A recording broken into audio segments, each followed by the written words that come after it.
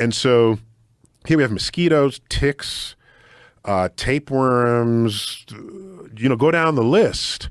And you can ask, if you're really into animals and don't want to kill them, if you heard that ticks were endangered, would you start a movement to protect ticks? And if you would, more power to you. But I'm thinking you're not, right? These are all creatures on God's green earth, right? Mm-hmm. And so you end up being a species bigot.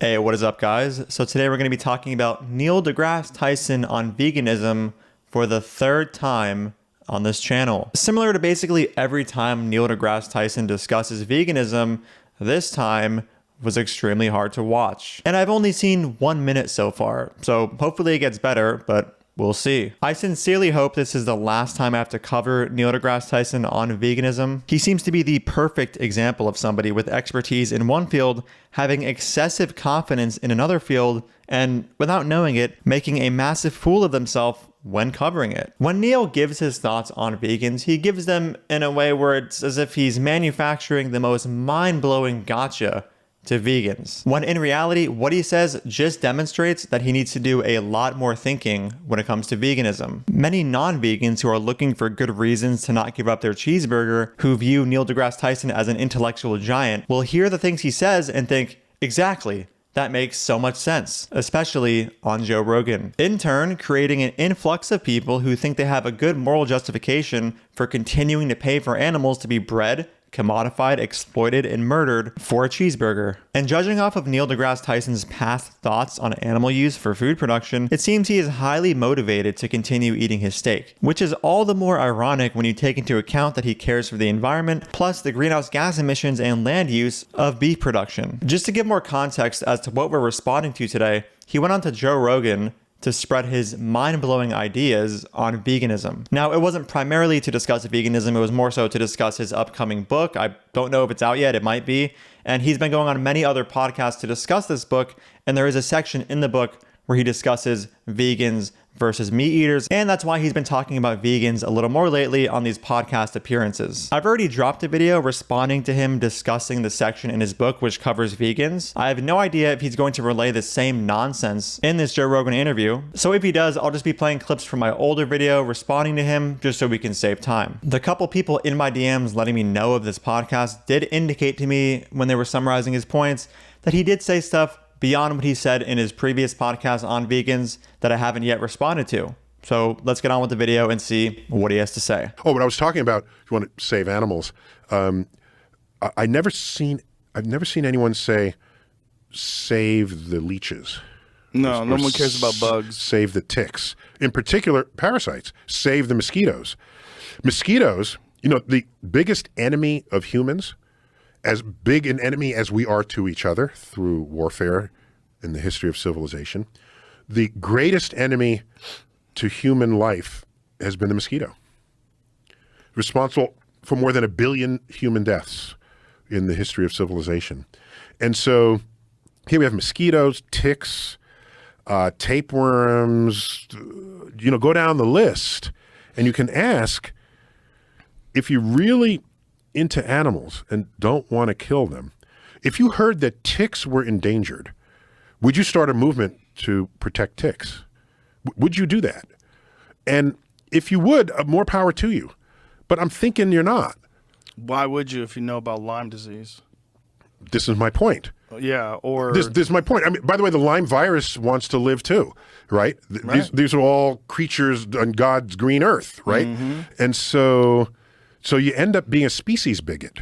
Alrighty, guys. So Neil deGrasse Tyson is curious as to why people who advocate for animal rights won't advocate for the rights of animals who are a threat to us. And he also considers us not advocating for these animals who are a threat to us as indicative of us being a species bigot, or in other words, a speciesist. Now, first off, speciesism is when you discriminate against another solely based on their species, just like racism is when you discriminate against somebody solely based on their race. So if I decide to not give rights to an animal who is trying to suck my blood and might give me a disease, I'm not doing this because they're a different species. I'm doing this because they are a threat to me. This is not speciesism. Just like if there were a group of humans who were a threat to my existence, let's take ISIS for example, and I therefore didn't advocate for them to have rights, to be free like I do for most humans when I'm doing human rights advocacy, this would not take away from my overall human rights advocacy. And I wouldn't be anti-human rights or speciesist in restricting them of their rights. My not giving them rights is based on them being a threat to me. It is really bizarre that Neil deGrasse Tyson has thought this up as something that vegans haven't thought of, or that's something that indicates that we're being speciesist. Like, I don't want to make you guys listen to that again, but if you want to, just go back and listen to it and just listen to his confidence and the way he just says these things. It's like, dude, you're just so off right now. Imagine there was a group of African Americans who were perpetuating the mass killing of others. We'll call them Group X. Does Neil think it would be reasonable to go up to an anti-racist group who advocates for the rights of African Americans and say, why aren't you advocating for the rights of Group X to be free? You are being a racist bigot. Hopefully, he wouldn't think that's reasonable. Let's continue. Like in one example, let's say you don't want to kill animals, but you have a humane mousetrap in your basement. Okay, why not? You don't want to snap the neck of the mouse. That's cruel.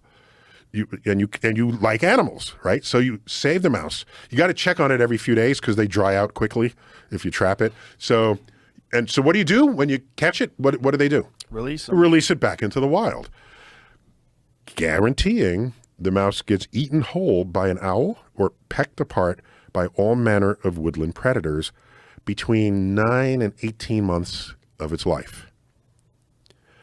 So the safest thing to do with your mouse is to leave it in your basement. If you really care about animal life and the mouse managed to get into your basement, leave it there. It'll live up to 6 years in your basement. As expected, Neil deGrasse Tyson is covering the mousetrap segment of his book, which I've already covered. So with that, I'll just be showing my old video in which I already responded to this to save time and to protect my mental health. He then gives an example of informing a vegan of the potential negative consequences of putting a humanely trapped mouse back into the wild. So let's try to discuss what he said without necessarily attacking him. Now, it seems that Neil has made a bunch of claims and didn't really provide any evidence for them. But even if I grant that everything he said was true, I mean, simply put, what one ought do in this scenario is going to depend on the moral system of the vegan in question. There are vegans, for example myself, who take a more rights-based approach to veganism. I personally don't consider it a rights violation to not kill a mouse who was intruded into my home and then let them back into the wild. Intuitively, it seems hard to believe that a vegan would consider it a moral obligation to house any and all mice that intrude into their home simply because releasing them into the wild may result in more suffering. I'd consider it morally virtuous to do such a thing, but definitely not obligatory. And let it just be re-emphasized that Neil did not provide any evidence or arguments for his claims. He seemed to have just been making a bunch of claims, so I decided to just grant them anyway for the sake of entertaining what he was saying.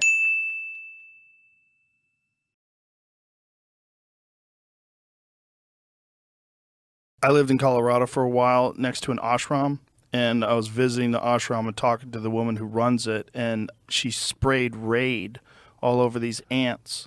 And I go, what are you doing? And she's like, well, it's unfortunate, but you know, we have to address the fact that we have an infestation of insects. I'm like, you just mass killed all these living beings with poison from the sky. And you did it in front of me. Aerial assault. While you're espousing the benefits of Buddhism and meditation and... Yeah, so people kind of cherry pick. Yeah. And I understand it, but... And it's odd. I don't mind if someone cherry picks as long as they're completely self-aware. So Neil claims that an animal rights activist is cherry picking when taking defensive action against an infestation of animals which are a threat to them in their home. I just can't wrap my head around somebody like an astrophysicist thinking this is a good point. In any other context of advocacy for rights, whether it's for specific races, sexes, and gender, we understand that we're not going to advocate for the rights of people in these groups who are a threat to us. Does Neil deGrasse Tyson think that somebody is cherry picking when they are a women's rights activist, but they also advocated for a female serial killer to be locked up? If he's going to be consistent with his logic, he would have to think this. And that is obvious insanity. And some trees live 1,000 years. Well, have you paid attention to some of the new research that's being done about how trees communicate with each other? I'll get to that. Yeah, I'll get to that. That's in that chapter, the meatarians and vegetarians chapter. So So trees are fascinating. I've heard people say, well, the mouse has a beating heart and the tree does not, or plants do not, and animals do. And I said to myself, well, let me think this through. If you cloak a tree, does it not suffocate? If you cut a tree, does it not bleed? If you cut off its nutrients at the base, does it not wither and die? Well, when they're aware they're being eaten, they release plant defense getting chemicals. I'm getting there. So not much needs to be said here. This is your typical conflation of plant intelligence with plant sentience, where a meat eater discusses the ways in which a plant responds to stimuli as indicative of possessing a subjective experience, even though there was no brain or central nervous system to bring rise to such an experience. I wonder if Joe and Neil think a computer necessarily possesses sentience because it possesses a form of intelligence and can respond to stimuli. It would be interesting to press both of them on that. I also wonder if Neil deGrasse Tyson thinks that microscopic bacteria are sentient because they're alive and respond to stimuli. Here's an interesting fact. I lost sleep for a week over this. Ready?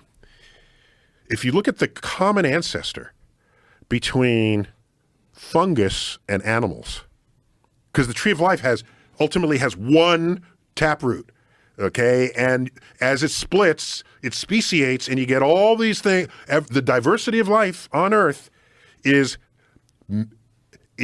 enabled by the fact that life can speciate. Okay. You look at the common ancestor between animals and fungus. The common ancestor between humans and mushrooms split later than its common ancestor split with green plants. What that means is we and mushrooms are more alike than either we or mushrooms are to green plants. Well, mushrooms breathe oxygen. All I'm saying is, you grill a portobello mushroom? What's the first word people use to describe it? Vegetarian. No, they talk about mushrooms tasting meaty. Yeah. Yeah, meaty mushroom. No one has, last I checked, no one has ever accused kale of tasting meaty. No. So in a way, we're kind of biting into ourselves.